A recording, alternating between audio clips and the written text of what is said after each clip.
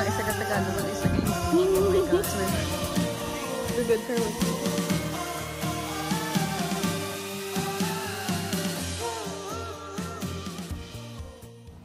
For our first visit, we discussed with the BHW about existing TB programs and actions taken if an individual is positive.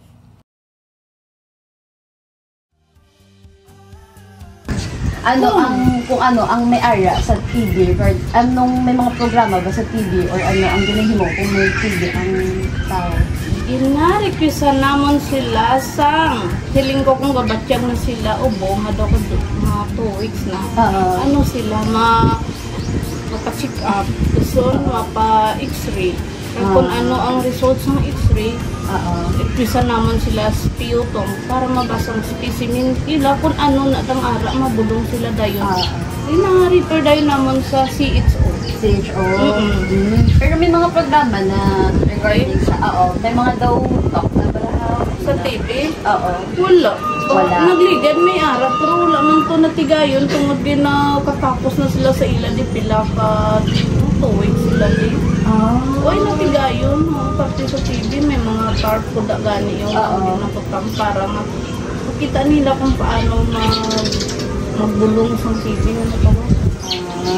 Ni Doc Pilar, ako namon is may mga tao na nag-positive sa TV. Tapos katuon namon kani tapos tanan na ara sa household namon daw question nun kung nagkaroon sila sa ibang sintomas asin tanan din sa household. Okay, yung sa amon dagatanggang kundi may isa da nga nagpositive sa TB so ginatreat namon.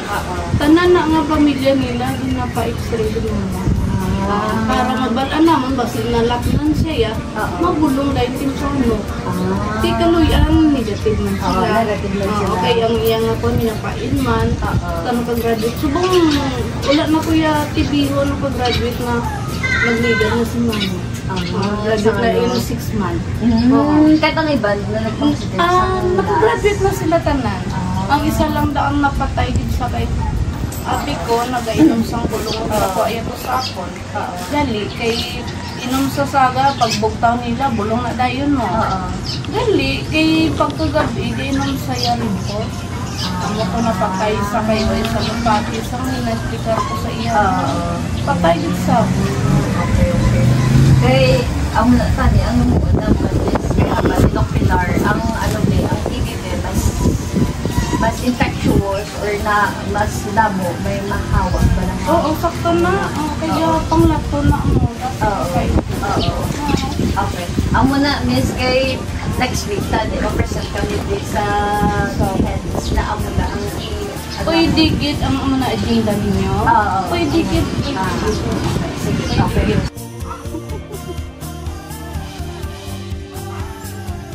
Okay. So, it is January 12, 1016. I'm with Sofia Bilbao. We went to GK to do a interview with Miss Lorna. Bye!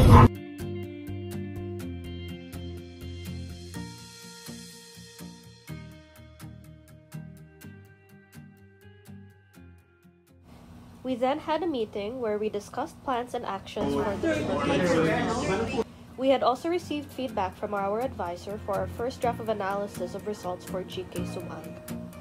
We then had another meeting where we created our GK project proposal and tuberculosis-focused questionnaire to gauge the knowledge, attitude, and practices of the community to the disease. Primarily for prioritized targets. We will also invite mga high-risk patients, high-risk individuals. So, ang sa manual, why kung in-include na, in-iban relevant or hindi na ma-confirm na. For example, so ang gini-improve to the elderly, meron mga elderly with no history or no contact sa TB, elderly. Diabetics. Individuals, hindi household. Individuals.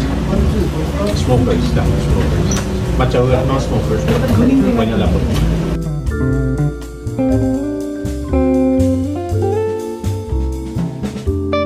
The target households na screen, bilog na household, nila close contacts, And then, apart from that, we also invite high-risk community members. And then, if any of them have presumptive TB, infection, or active disease, okay, just to clarify further, infection means asymptomatic ka. Pag chest x-ray, may primary complex. Infection na. Pero wala siya mga simptomas.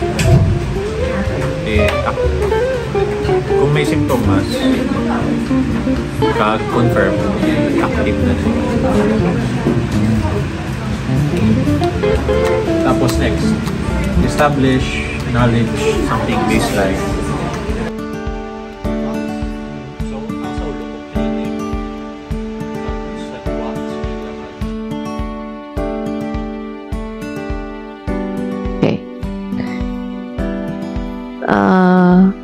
Anong imo nga nabalaan about tuberculosis? Actually, amo lang ng question kung anong magwa sa kanya di ba? Oh. Tapos, kuan mo anay, ang anong mo sa TB? Okay. Number 2, sino lang sa tanaw mo ang paano kuha ang person sa TB. Ilista mo lang interview mo siya. Tapos, pagkatapos mo na sa kuan mo, naka-answer na siya, amo na natin pagbalik mo, educate sa iya nga, balikan ta ang imo tong mga kuan na ginhampal, etc. Tapos, amo nino, tagaan mo na siya sing correct information para nga, at least, you know na anong mga idea niya, no, about TB, para makorek mo man siya kung may mga misconceptions. Okay?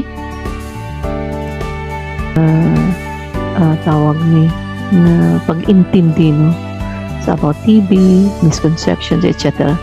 So, doing that, actually di ka na dahil magbalik kaya tigin interview mo na sa may answer na naman siya, and then you educate. So, tuloy-tuloy lang, hindi nga gabalik-balik, no?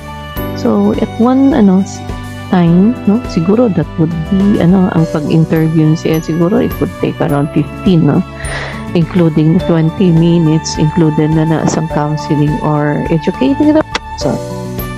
Diba lang?